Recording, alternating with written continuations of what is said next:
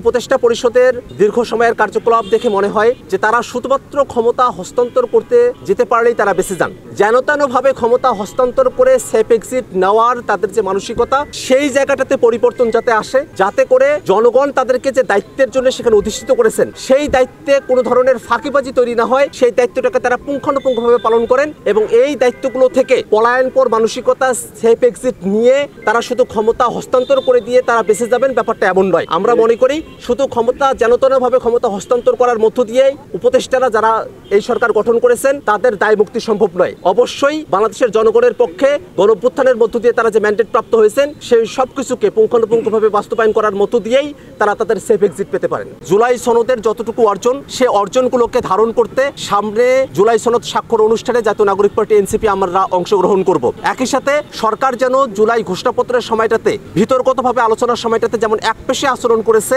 এক দলের হয়ে কথা বলেছে, জুলাই সনদ বাস্তবায়নের পদ্ধতির যে জায়গাগুলো এখনো পর্যন্ত সুনির্দিষ্ট হয় নাই সেই জায়গাগুলোতে যেন সরকার কোনো দলের দ্বারা নির্ধারিত না হয়ে সরকার যেন জনগণের যে প্রত্যাশার জায়গা আছে সত্যিকারভাবেই জুলাই সনদকে আইনি ভিত্তি দেওয়ার ব্যাপারে সরকার কার্যকর ভূমিকা পালন করে, সে আহ্বান আমরা তাদের কাছে রাখতে চাই।